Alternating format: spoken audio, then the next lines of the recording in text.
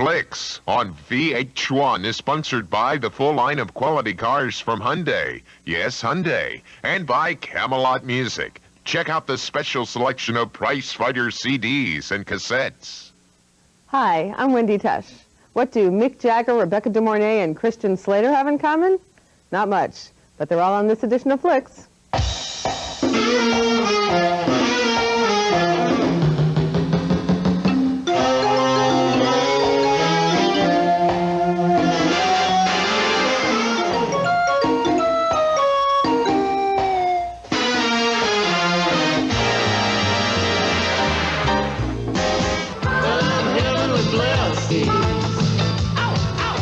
Welcome to this edition of Flix on VH1. Have you ever dreamed of living forever? Well, that's the premise behind Freejack, a new science fiction thriller starring Emilio Estevez, Mick Jagger, and Anthony Hopkins. Estevez plays Alex Furlong, a race car driver in the present who, oddly enough, washes up in the year 2009 just after what should have been a fatal car accident. See, it turns out that by 2009, scientists had figured out how to exchange a dying body for a healthy one by reaching back into the past. All you really need is a body about to be cut down in its prime. You also need a whole new vocabulary. 3, 2, 1. Freejack is a person who's hijacked from present day into the future. So what they've done is take people at the moment of their death. We got him. Let's go. Take off the damn helmet and open the suit. Clear. And why they take them is because they want donor parts as we need now. A lot of people want him for various reasons. Most importantly, they want him for his body. If you can store your brain in a computer and just get a new body every 30 years, you can live forever. He's a Freejack, and legally, by every standard of the law, someone else's property. You think that's right? He died, Jewel. Someone paid to bring him back. It touches on a nerve in people, immortality, the idea of living forever. We're talking live with Freejack Alex Furlong. 15 million to anyone who can bring you in. Bring me in, huh? Yeah, I know someone who's trying to bring me in. Goes by the name of Vicendic. Okay, now Mick Jagger is a bone jack? What's He's a a bone jacker. He's a bounty hunter assigned to track me down. Because Freejacks normally don't get away. And, but when they do, they employ Mick. I said I'd deliver Furlong, and that's what I'll do. Feel free to make any arrangements you like, but keep your people out of my way. He's a kind of mean bastard. This is mean but slightly intelligent, with a sense of humour and a very strange sex life. But you don't see the sex life in the movie. See, their sex life's all in my head.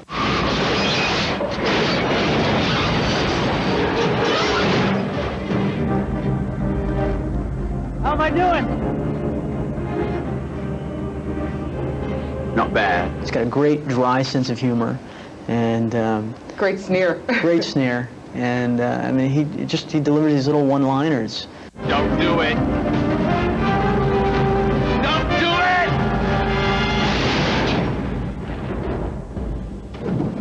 it! If you drink any of that, I'm out of a job. So this just came along, so I thought, well, what the hell?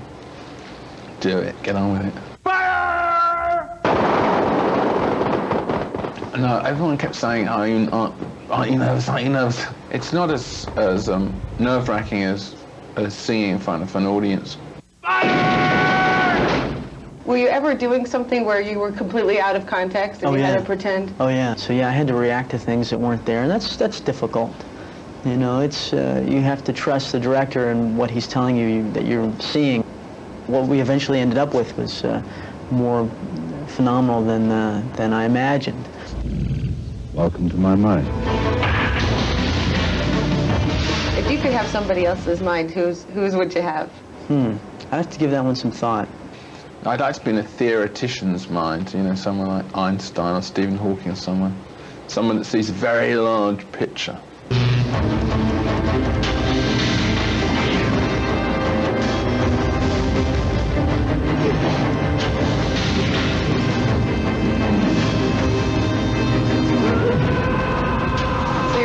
adventure hero now. I guess, yeah, or a reluctant hero, as it were. You better watch your back. You better watch your back. Well, Christian Slater is an even more reluctant action hero in his new film, Kuffs. In Kuffs, Slater plays something known as a San Francisco police special, which means he's a guy who runs a privately owned police franchise that works hand in hand with the regular old city-run San Francisco Police Department. Sort of big business meets law enforcement. Anyway, these types of law enforcement businesses were born at a time when the San Francisco PD needed a little help, and they still exist today. Now that we've gotten that little regional history lesson out of the way, let's get back to Kuffs. Slater is George Kuffs, a 21-year-old high school dropout who inherits one of these private police businesses when his brother's killed. The film is sort of an action comedy which uses a device we've seen in several films recently. In Kuffs, Slater talks directly to his audience. What do you think, huh? Even comes with a matching hat. Feel like a dork. I do a lot of relating to the audience and all that kind of stuff. First time you screw up in any way, or if I catch you going after Kane, you're out of business. Well, it's good to know I have a loyal support team. I guess there had to be some sort of chemistry between the audience and myself. I don't know. He's a kid. Even if he becomes a patrol special, he doesn't have the experience to run a district. These guys were, privately hired individuals by the citizens. So it made a lot of sense that way, and they just sort of work with the police. I'm a cop, okay? Personally, I think you patrol specials are door-rattling jokes. Now, in the next 2 weeks, if you do anything that makes me look bad, I'll break you in half.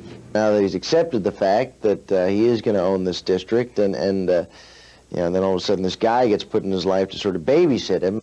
Now calm down. We're going to take this guy's statement and write up a report. The relationship starts off very ugly. It's not very good, not very healthy. I'm gonna have to hurt you now. That's it.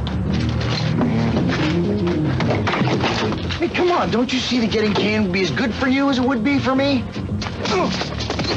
He is extremely human. I guess you don't. He is a guy I think most people would be able to relate to. The future's so bright. I gotta wear shades. I gotta wear shades. When we come back, the thriller that's burning up the box office charts and frightening parents everywhere. Stay with us. But I firmly believe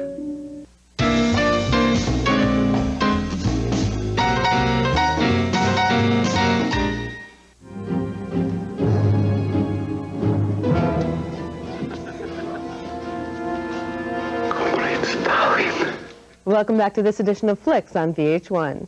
What you just saw was a clip from The Inner Circle starring Tom Hulce and Lolita Davidovich. She was the sexy stripper who seduced Paul Newman in the film Blaze. The Inner Circle is set in Moscow during the reign of Joseph Stalin, and it's based on a true story about the man who the KGB recruited to act as Stalin's personal film projectionist. The Inner Circle is a moving film about a man torn between his wife and the power and personality of Joseph Stalin. Comrade Sanchin? Sir. Are you a projectionist? Yes, sir. KGB club. You'll be coming with us. We're going to the Kremlin? You'll roll the film for Comrade Stalin. Although he loves his wife, his life is going to shambles because he's really absolutely absorbed by the idea that he's serving a great man. Work with Comrade Stalin.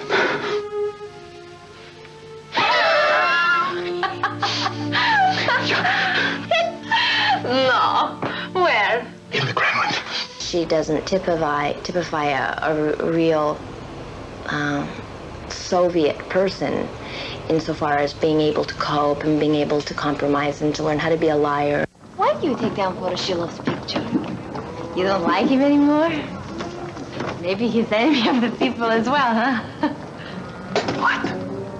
What did you say? I was just joking. How you live and how you think and what you say at home is very different from what you say. All that kind of, she wasn't able to do that. Who have you been talking to? I haven't been talking. It was more. Wasn't it? It was more. I haven't been talking to her. It was a joke. Don't you know what's going to happen when you make these kinds of jokes? Basically, it's a love triangle. She loves him, he loves Stalin. My hands are shaking because it's the first time that I've seen you this close. So what? It's the first time I've seen you this close, but my hands aren't shaking. The Inner Circle is the first major motion picture ever to be shot inside the Kremlin. That couldn't have happened before Glasnost, but the cast and crew still found themselves up against a strict bureaucracy in a republic where Glasnost has not been good for the economy. I mean, you have 10-lane roads, very few cars, and yet in order to go left around the corner, you have to go 2 blocks ahead, you have to turn right, you have to go under a tunnel. I mean, everything is so cleverly set up to make it difficult. The Inner Circle also brought director Andrei Konchalovsky back to his homeland for the first time after a 12-year self-imposed exile. Much to his surprise, he found the political climate similar in ways to Stalin's era. The problem of actual life now, they don't have someone to worship. They tried to worship Gorbachev, and Gorbachev said, "I'm not God." Now they're trying to worship Yeltsin. It's going to end up the same way. There are millions of people here, clearly of the older generation, who still believe very strongly in Stalin and in what he did. Who do you love better? Me or Comrade Stalin? Comrade Stalin, of course. And I love you. The new film, The Hand That Rocks the Cradle, is being called by some critics the fatal attraction of the 90s. The idea is, while Fatal Attraction shows what can happen if you have an extramarital fling with a stranger, The Hand That Rocks the Cradle shows what can happen when you let a stranger take care of your children. The Fatal Attraction comparison is a bit overstated, but this film is a terrifying look at the ease with which a clever stranger can tear a family apart. Rebecca De Mornay is Peyton Flanders, who loses her husband and unborn child and blames it on Claire Bartel, a housewife played by Annabella Sciorra. Peyton's revenge is every mother's nightmare.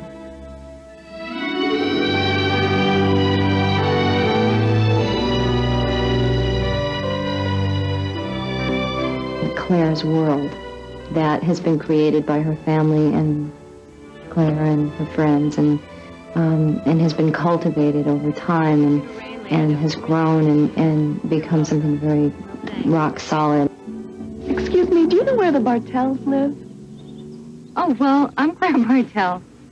Oh, hi. I'm Peyton Flanders. Hi. I was calling about the nanny position. She allows herself to be pushed into doing things she doesn't want to do. I mean, she doesn't want a nanny. It's her husband's idea. I'm sorry. I shouldn't have just showed up. I could say I've made you uncomfortable. Oh, no. It's fine, really. I mean, you're here. Come on in. She just seems very sound and very healthy and sturdy. I adore children, Mrs. Bartel. I love being with them. I love taking care of them. For me, it's the next best thing to actually being a mother. And the wonderful thing that I think Rebecca managed to pull off in playing the part was that she always kept her eye on her character's sympathy. My husband was my only family. He's the only one who ever really understood me. He took care of me. One of the fun things for the audience is they get sucked in. Even though they don't like what she's doing, they admire her cleverness and the way she's doing it. And when she goes and terrorizes that little schoolyard bully, they cheer. Sidewalk! Ow! My arm! My arm! Ow! I got a message for you, Ross. Leave Emma alone. Look at me. Hey! If you don't, I'm going to rip your head off.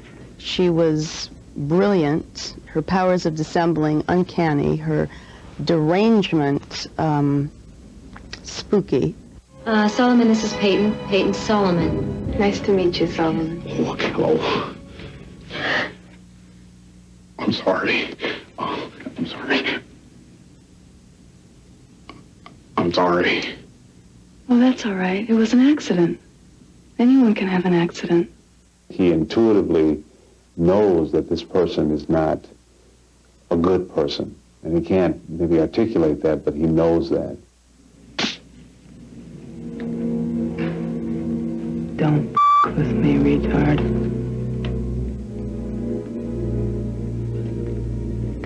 My version of the story will be better than yours. It's not until she turns on Solomon, the Ernie Hudson character, that you go, wait a minute, this woman is capable of monstrous acts, and I don't like her. Why'd they take Solomon away? I guess your mommy didn't like Solomon very much. I wanted to help Solomon, but I was afraid she'd try to send me away, too. I hate her. She was a woman who had suffered great loss, was racked with grief, was in deep pain, and was reaching out for the very things that all of us are reaching out for, namely a family. If something happens to my mommy, would you take care of me? Of course I would. And your daddy, too. I'd take care of all of you. I haven't seen a thriller where the victim, who's a woman, is not in danger of being beaten, strangled, murdered, but she's in danger of losing her life in a very insidious way, piece by piece, and in a way that I think only a woman would have thought of. There's only one woman for me. That's all you need. When your husband makes love to you, it's my face, you see. The Annabella character, who is the victim for most of the picture, is also the hero in the movie, and it's her coming to terms with her own passivity. Get out of our house.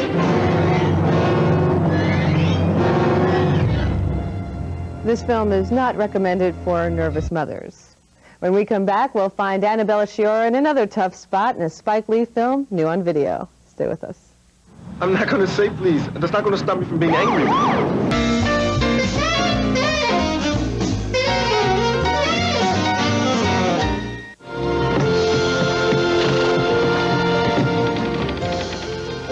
Welcome back to this edition of Flix on VH1. I'm Wendy Tush, and what you just saw was a reenactment of a legendary stunt which used to draw big crowds on Atlantic City's Steel Pier. It's also a scene from a film called Wild Hearts Can't Be Broken. The film is new on video, and it's based on the true story of Sonora Carver, an orphan who gained fame as one of those daring Atlantic City diving girls, and who then made history by continuing to dive after being blinded in a diving accident. Wild Hearts Can't Be Broken is a film about guts. I do not have time to play with children.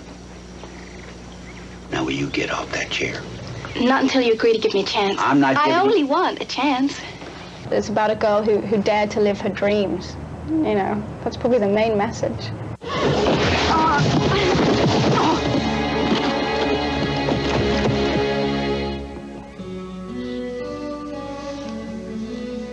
You gonna cry? You gonna cry? I never cry. I don't think I've ever been really afraid of things I really wanted to do.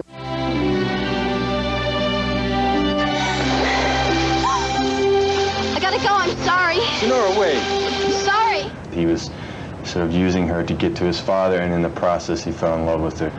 Sonora Webster, I want you for my wife. Will you marry me?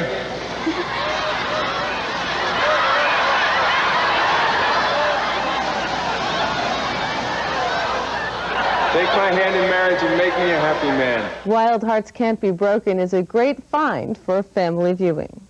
On the other hand, the new title Horror definitely belongs in the adults-only category.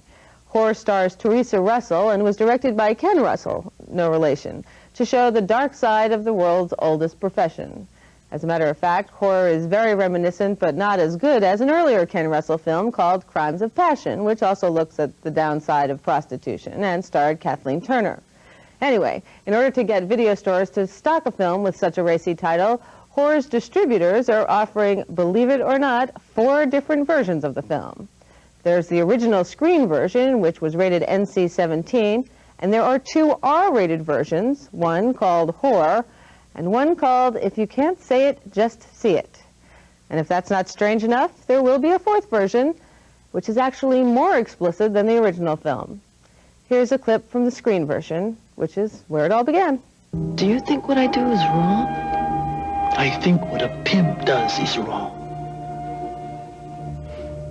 And I think it's the law that's wrong. Katie called him a parasite. Parasite. Parasite. I like that word. Parasite. You know, you should be legal. Then there wouldn't be a need for him. Spike Lee's Jungle Fever is also new on video this month. The film stars Wesley Snipes and Annabella Sciorra as an interracial couple living in a hotbed of racial tension. Spike Lee, who almost always seems to court controversy, threw caution to the wind with Jungle Fever when he decided to shoot the film in a neighborhood not known for its racial harmony. I cheated on Drew for the first time. I'm seeing somebody. It's another exploration of race, of the state of race relations here in this country. She's white. White! He's black. If your father ever found out, I don't know. We did receive threats while we were shooting in Bensonhurst. Why don't you say please? I'm not going to say please. That's not going to stop me from being angry. Put him up myself! But we knew where we were shooting, and we felt it was important that we shoot, you know, this film where it takes place. Get the wall, man! Get the wall! Let go of me! That's my boyfriend! That's my lover! Look, just shut up! Just shut up, all right? Finally, in our new tacky enough to be funny category, we'd like to suggest a made-for-video B-movie which you're not likely to see advertised anywhere else. It's new, and it's called Chopper Chicks from Zombie Town. Come on, the title alone is worth spending a couple of dollars on. Now, I don't want to give away the plot, but you'll see a few recognizable zombies and chopper chicks, including MTV's own Martha Quinn.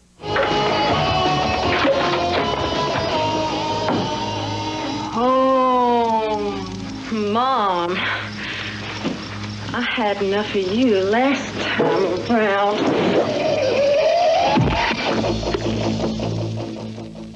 Gosh, it's good to know that there are lots of opportunities out there for people who host a show on the Music Network. Next week, I could be on Bikini Beach. That's it for this edition of Flix. I'm Wendy. Tush. We'll see you next week when the surf's up.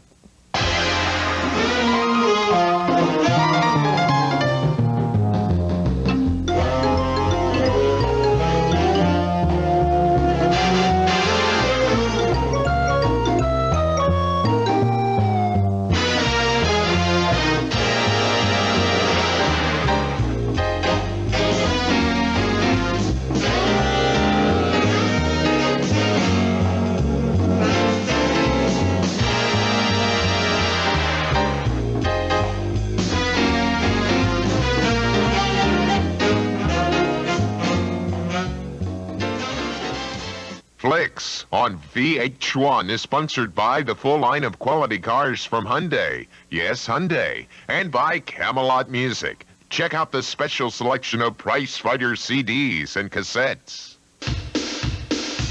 At the heart of all great music is soul. Here, it's called the Soul of VH1. Join host Vanessa Williams for the Soul of VH1. Coming up.